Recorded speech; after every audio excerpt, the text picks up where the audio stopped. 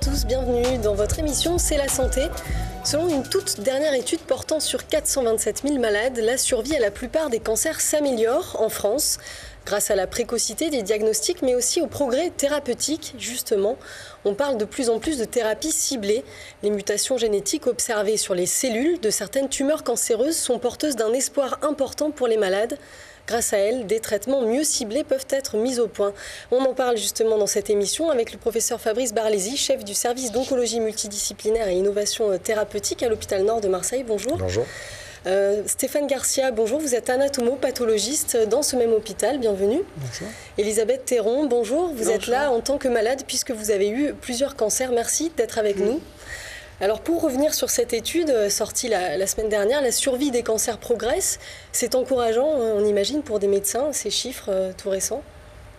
C'est encourageant pour les médecins, c'est surtout encourageant pour les malades. C'est effectivement la conjonction de beaucoup de choses, des diagnostics plus précoces, une meilleure prise en charge, plus de traitements, des traitements mieux ciblés, mieux personnalisés, mieux adaptés. Et c'est clair que c'est une source d'encouragement pour tout ce qui a été mis en place, notamment sous l'égide des 2 derniers plans cancer. Alors on va parler des thérapies ciblées dans cette émission. Donc elles sont apparues au début des années 90 et en ce moment on parle même de révolution thérapeutique. Alors pourquoi ? Parce que ce sont des traitements qui sont plus efficaces que ce qu'on connaît comme la chimiothérapie, la radiothérapie. De quoi il s'agit en fait quand on parle de thérapie ciblée ? Bien, dans ma spécialité, on fait le diagnostic des cancers à partir des tissus, des biopsies ou des pièces opératoires. Et la seule science dont on disposait jusqu'à présent, c'était la morphologie. On regardait les cellules et en fonction de leur aspect, on déterminait d'abord le type de la tumeur et puis également son pronostic. Mais on imagine bien que c'est une science qui est limitée puisque basée uniquement sur une description morphologique. La révolution de ces dernières années, c'est l'accès au génome de ces cellules. Donc et à l'intérieur de l'ADN, à l'intérieur en fait. même de la cellule, à l'intérieur même dans l'intimité des mécanismes de transformation de ces cellules. Et parallèlement à ces accès donc à des nouveaux critères, se sont développés des traitements qui étaient adaptés à ces mécanismes et je ne sais pas si on peut parler de miracle, mais ce qui a révolutionné, c'est que le traitement est complètement adapté à l'anomalie et c'est le principe de la thérapie ciblée. Alors justement, Elisabeth Théron, vous avez bénéficié de ces thérapies ciblées, ça a fonctionné. Donc en ce moment, vous êtes soignée à l'hôpital Nord pour un cancer du poumon. Fabrice Barlési, pourquoi avoir choisi cette thérapie justement pour Elisabeth Théron, par exemple ? Si vous voulez... Aujourd'hui, l'INCa permet à chaque malade qui est pris en charge pour diverses pathologies. Dans l'exemple précis d'Elisabeth Théron, il s'agit d'un cancer bronchique, mais c'est vrai pour le cancer du sein, c'est vrai pour des maladies hématologiques, c'est vrai pour les cancers digestifs. L'INCa, l'Institut national du cancer. L'Institut national du cancer, en fait, a financé la mise en place de plateformes. Donc, le professeur Garcia travaille à l'intérieur de l'une de ces plateformes pour effectuer des tests dont le nombre a été déterminé en fonction de leur intérêt et surtout de leurs conséquences thérapeutiques. Et l'idée, c'est donc pour chaque malade, faire un prélèvement qui part au laboratoire d'anatomopathologie, mais aussi au laboratoire de biologie moléculaire, rechercher l'existence d'un marqueur ou de plusieurs marqueurs selon le type de pathologie qui peuvent avoir des conséquences thérapeutiques, et si ce marqueur est présent, mettre en place le traitement qui va être donc un traitement ciblé pour lesquels majoritairement on sait qu'on va avoir une efficacité plus importante et une durée de cette efficacité qui va être plus longue. Alors justement, donc ça fait 7 ans que vous êtes soignée, donc vous avez eu 2 cancers différents, Elisabeth. Ces traitements aujourd'hui, comment ça se passe ? Est-ce que vous arrivez à mener une vie normale ? Oui, je mène une vie quasi normale et je crois que je peux reprendre le terme de miracle qu'emploie le professeur Garcia. Pour moi, c'est un miracle. Voilà, j'oublie que je suis malade. Et ça se passe comment ? Je me sens même plus concernée parfois et je me reprends... Vous prenez des médicaments par voie orale, en fait, c'est ça ? C'est oui. Des comprimés que vous prenez du coup 2 tous les comprimés jours par jour, matin et soir, des petits inconvénients secondaires tout à fait minimes et voilà, une vie normale. Et voilà. du coup, oui, ces médicaments, est-ce qu'ils sont en vente commercialement ou comment ça se passe là ? Vous avez bénéficié d'un processus de recherche ou non ? Elle a pu avoir ces médicaments qui étaient déjà vendus ?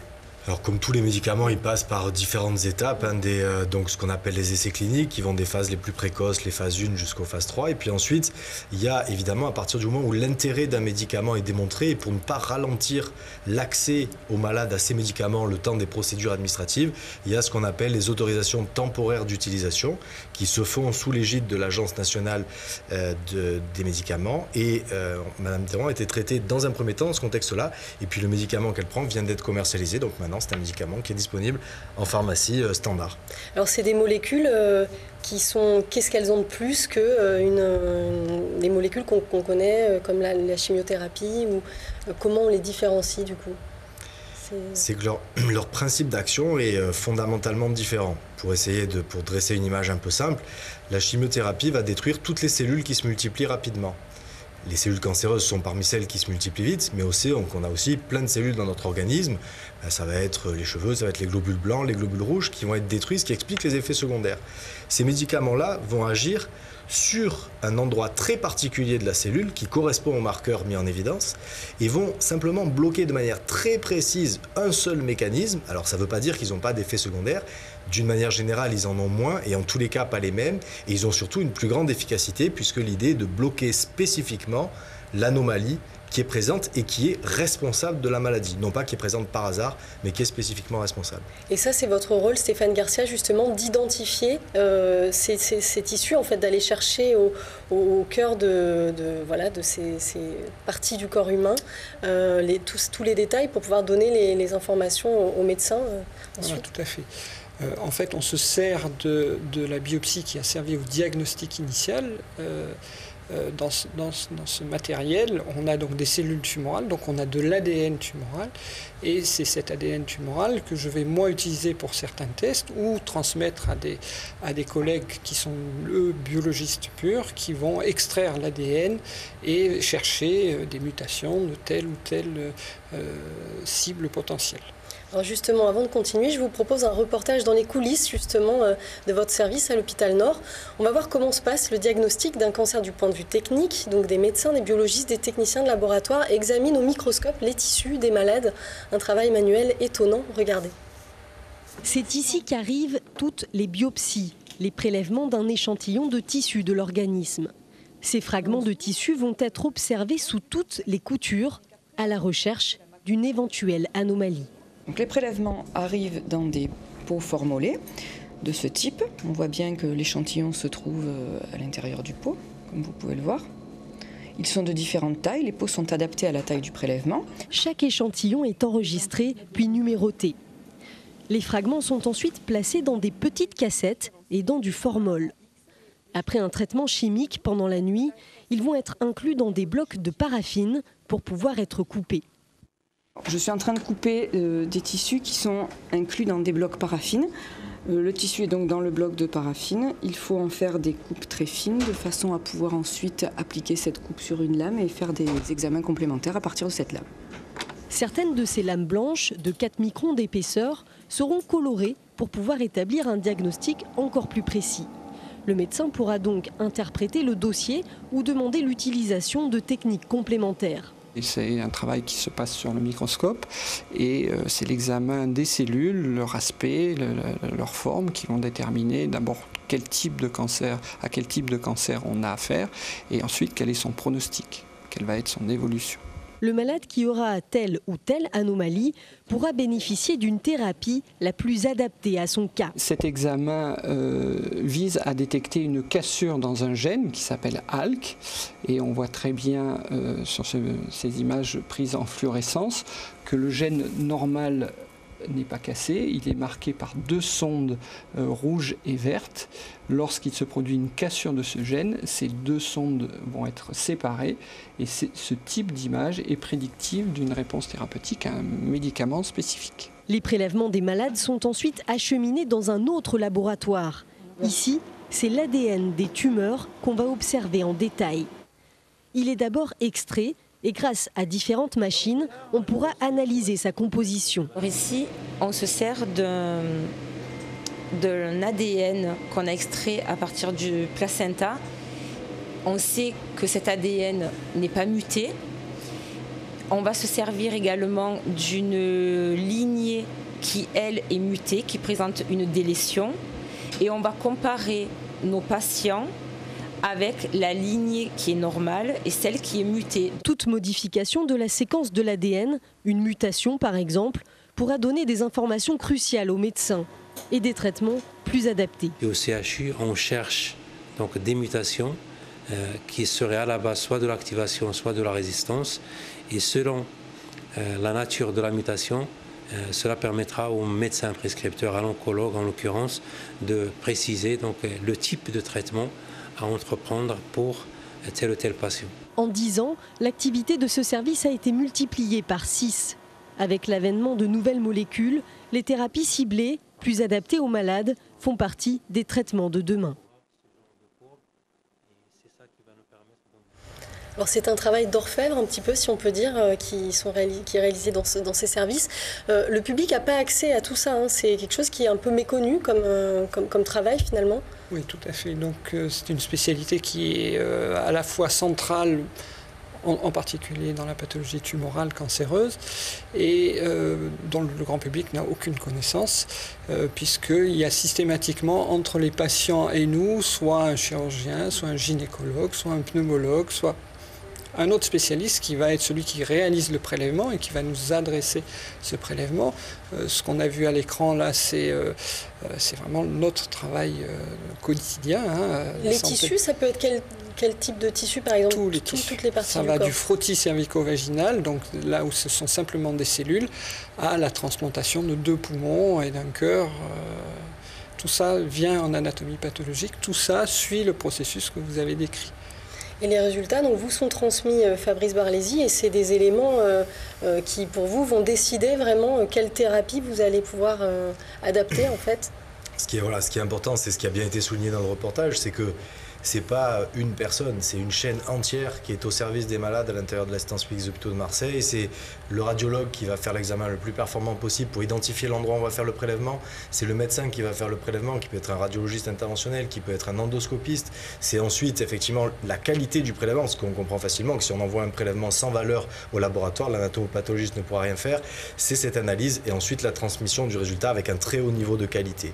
Et l'idée, c'est que il y a effectivement, c'est tout ce qui se passe derrière, hein, et puis, à l'aide sur le résultat qui va nous être fourni, il peut y avoir dans certains cas pas d'anomalie particulière et le traitement va être standard, ou bien il peut y avoir une anomalie spécifique qui ouvre à un traitement ciblé. Vous avez vu la synthèse qui a été faite par l'INCa. Aujourd'hui, on a 8 anomalies qui sont recherchées chez des malades qui ouvrent 11 traitements différents. Justement, c'est ce que j'allais vous demander. Qui sont les malades qui bénéficient de ces thérapies ciblées aujourd'hui? Est-ce qu'on a une idée? On va voir une image justement qui montre un peu l'étendue. Ça, c'est une illustration, donc, si vous voulez, aujourd'hui, d'effectivement du nombre de malades qui aujourd'hui bénéficient de ces tests. Grosso modo, si on doit donner une image simple, c'est qu'on a à peu près 100 000 malades pour lesquels il y a des analyses qui ont été réalisées en une année en France. À peu près 55 000 pour accéder à des molécules qui sont commercialisées et 45 000 dans le cadre de programmes émergents. Alors là, par exemple, vous avez une illustration. Tout ce cercle entier représente simplement les cancers bronchiques et encore à l'intérieur une partie de ces cancers bronchiques. Et on voit chacun des petits triangles, c'est maintenant le démembrement de cette maladie, et c'est plus une seule maladie, le cancer du poumon, c'est une addition de maladies dont certaines sont très rares, représentent 1%, 2% de ce qui peut exister, et chacune de ces anomalies va conduire à un traitement spécifique potentiel. Elisabeth Théron, qu'est-ce que ça vous inspire un peu, tous ces traitements? J'imagine que vous suivez ça de près. Je suis épatée. Je suis épatée. Par les performances des moyens d'investigation, par l'efficacité des traitements, par le pointu des traitements, parce que vraiment là c'est du sur-mesure. Voilà, je suis épatée. Et je suis très reconnaissante, voilà. Oui. C'est ce qui explique, on a vu tout ce traitement très méticuleux, que parfois la réponse peut tarder un peu pour le malade. C'est ça, le diagnostic peut parfois prendre un petit peu du temps. Et c'est ça, j'imagine que vous essayez de leur expliquer comment ça se passe. C'est l'objet de longues discussions avec nos collègues anatomopathologistes, mais heureusement, je dirais, les téléphones fonctionnent et on essaye effectivement d'apporter la réponse la plus rapide aux malades et on comprend très bien leur attente. Mais d'un autre côté, ce qu'il faut bien avoir à l'esprit, c'est que le but, c'est de rendre le bon résultat. C'est pas forcément de le rendre c'est bien sûr de le faire le plus vite possible, mais c'est de pas non plus brûler les étapes. Il y a des étapes de qualité qui sont indispensables, il faut qu'elles soient respectées pour que le résultat que l'anatomopathologiste va rendre et le traitement qu'on va mettre en place dans la foulée soit la réalité de ce qui est nécessaire pour le malade. Alors on a vu dans les images, à un moment vous avez parlé du gène de ALK, on a vu donc l'idée en fait c'est de détecter la cassure d'un chromosome, c'est ça, vous arrivez avec ce test-là à identifier une cassure. Voilà, tout à fait. Donc on a vu qu'à la différence du laboratoire du professeur Wafik, où eux ils se servent d'un tissu non tumoral comme témoin en fait. Ils cherchent à comparer le tissu du malade à un tissu non tumoral pour être sûr de détecter l'anomalie. Nous, on a l'avantage de connaître les coupes sur lesquelles on travaille, de connaître les cellules tumorales, et donc on va directement chercher l'anomalie dans la cellule dont on sait qu'elle appartient au cancer, puisque sur les biopsies bronchiques, on a des cellules cancéreuses, mais on a des tas d'autres cellules dans lesquelles il ne sert à rien d'aller chercher la moindre anomalie. Donc on a une approche qui est très très différente, hein, et puis surtout on cherche des choses différentes. Moi, je ne suis pas capable de détecter des mutations parce que ça n'a aucune traduction visible sur les cellules. Par contre, on a vu avec des sondes colorées, on peut très facilement distinguer des cassures de chromosomes qui sont des phénomènes un peu plus à l'échelle de l'ADN, qui sont des phénomènes un peu plus importants qu'une simple mutation qui est un phénomène extrêmement ponctuel. Et donc, c'est deux spécialités complètement complémentaires. Alors pour le malade, ça change quoi ? On en a déjà parlé, mais est-ce qu'on va pouvoir guérir donc des cancers qui auparavant étaient incurables ? En fait, il va y avoir plusieurs techniques qui vont être proposées aux malades, dont ces thérapies ciblées, mais qui peuvent être couplées avec d'autres traitements. C'est ça un peu l'avenir ? L'avenir, c'est certainement d'aller de plus en plus loin dans cette analyse de chacune des tumeurs. Et aujourd'hui, si vous voulez, tout ce que vous avez vu, c'est l'analyse de un gène par un gène. Demain, ce sont en fait des puces où on va analyser 200 gènes d'un seul coup. Et on aura donc une cartographie génétique d'une maladie. Et c'est là qu'ensuite, il y a toute une analyse qui sera à faire, qui va nécessiter justement, là encore, un caractère multidisciplinaire, l'intervention de divers spécialistes, des biologistes, des anatomopathologistes, des cliniciens, pour arriver à déterminer quelle est l'anomalie qui est la plus au centre de la maladie pour cibler cette anomalie-là sur le plan thérapeutique. Mais ce qu'il faut comprendre, c'est que la maladie, un petit peu comme les bactéries vont s'adapter aux antibiotiques, eh bien la maladie, malheureusement, va s'adapter aussi au traitement. Et que donc, à chaque étape, si la maladie évolue, eh bien, il faudrait se mettre en mesure de refaire un prélèvement, de réanalyser ce prélèvement, de mettre en évidence quelle est l'anomalie qui, à ce moment-là, est la plus responsable de l'évolution de la maladie, si on arrive à la mettre en évidence, et traiter spécifiquement. Et donc, il faut comprendre que c'est un processus qui est dynamique, qui évolue dans le temps. Et que du coup, c'est ce qu'il va falloir faire. Et l'avenir, c'est d'arriver à faire des prélèvements, refaire des prélèvements, peut-être des prélèvements aujourd'hui qui nécessitent du tissu, mais peut-être demain d'isoler les cellules cancéreuses directement dans le sang des malades. Il y a énormément de travaux dans ce domaine actuellement, y compris donc, dans les laboratoires que vous avez visités. Et ensuite, on a le nombre d'anomalies connues augmente, c'est ce qui a été illustré tout à l'heure, et le nombre de médicaments augmente aussi. Il y a plus de 800 molécules en cours de développement aujourd'hui. Et l'objectif, c'est d'arriver le plus vite possible à faire correspondre l'anomalie biologique, le traitement, et bien sûr ensuite s'assurer que ce traitement est efficace, qu'il est efficace et bien toléré, mieux toléré, et que du coup les malades peuvent avoir une vie normale, même si au sens propre on n'est peut-être pas dans une guérison, puisqu'il peut rester des images anormales, mais par contre les malades vivent strictement normalement, ils peuvent faire exactement ce qu'ils veulent. Alors ça c'est tout à fait votre cas, Elisabeth.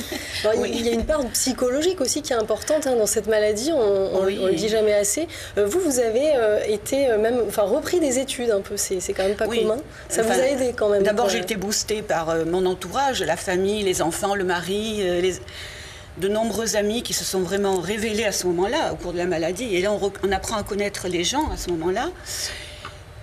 Donc ça, c'est le côté affectif. Et puis le côté intellectuel, j'avais besoin de m'occuper. Et j'ai repris des études. J'étais donc scientifique de formation. J'étais professeur de sciences physiques, voilà. Ouais. Et j'ai fait des études de langue, de grec. J'ai commencé en première il y a 7 ans, et là je suis en Master 2 de recherche. Voilà. Et bravo en tout cas. C'est pas courant ça quand même. Je sais pas, parmi les malades que vous voyez. Ça peut aider par à correspondance, se battre, en tout cas. Ouais. Malheureusement, on n'est pas en mesure de proposer, on va dire, une efficacité aussi importante à chacun de nos malades, et les malades et leurs familles, dans une attente importante vis-à-vis de tous ces succès thérapeutiques. Mais c'est clair qu'on a un certain nombre de malades qui peuvent continuer une carrière professionnelle s'ils le souhaitent, qui effectivement peuvent aussi continuer à s'occuper de leur famille. On a une partie de malades qui sont jeunes et qui ont des enfants encore dont ils ont besoin de s'occuper. Donc voilà, le but, c'est vraiment dire aux gens, on va essayer de faire en sorte que cette maladie soit une maladie chronique, un peu comme un diabète par exemple. Vous allez avoir un traitement qui sera peut-être continu, mais le but, c'est que continuez à vivre votre vie le plus normalement possible, et nous, on va vous aider à la fois pour avoir le traitement le plus efficace et aussi qu'il soit bien toléré. Alors, on parlait tout à l'heure des projections de demain. Vous envisagez comment, vous, Stéphane Garcia, l'avenir justement avec toutes ces nouvelles molécules ? De plus en plus de tests, clairement, hein, même si évidemment ça pose des problèmes organisationnels, puisque c'est long, c'est difficile à mettre en place technologiquement. De répondre à la demande. Voilà, et les malades sont de plus en plus nombreux, donc il y a un souci logistique, on va dire, mais bon, c'est clairement très... Quand on croise des gens comme ça motive. C'est évident qu'il faut le faire, quoi. Personne ne se pose la question. On ne sait pas comment encore, mais on va le faire, c'est sûr. On n'a pas parlé du coût. Peut-être un mot là-dessus, comment ça se passe. J'imagine que c'est des traitements onéreux. Du coup, la sécurité sociale est bien sûr là pour aider les malades. Mais voilà, c'est des traitements de quel ordre, par exemple ? Je ne sais pas s'il faut donner un ordre d'idée, parce que les coûts sont extrêmement variables en fonction des traitements. Ce qui est important, c'est de souligner qu'on a la chance en France, surtout, d'avoir accès n'importe où, pour n'importe quel malade, et gratuitement aux tests. Parce que dans la majorité des pays du monde, le problème, c'est déjà d'accéder aux tests. Parce que sans test, vous l'avez compris, il n'y a pas de traitement possible. Et ça, c'est donc la première étape, et on peut vraiment être, je dirais, admiratif de cet élan qui a été donné par le plan cancer, soutenu par Dominique Marinenki à l'époque où il était président de l'INCa, pour mettre en place sur la France entière ces tests diagnostiques. Et puis ensuite, sur les traitements, je dirais qu'ils sont pris en charge effectivement par la sécurité sociale, ce qui est normal. Ce sont des traitements anticancéreux qui sont chers quand on pense au coût du médicament, mais quand on regarde l'ensemble d'un traitement, c'est-à-dire par exemple pour un médicament peut-être moins cher, mais qui nécessiterait une hospitalisation, au total, le coût du traitement serait peut-être relativement équivalent. Elisabeth Théron, votre suivi aujourd'hui, ça se passe comment ? Vous venez tous les 3 mois à l'hôpital, oui, c'est ça ? Oui.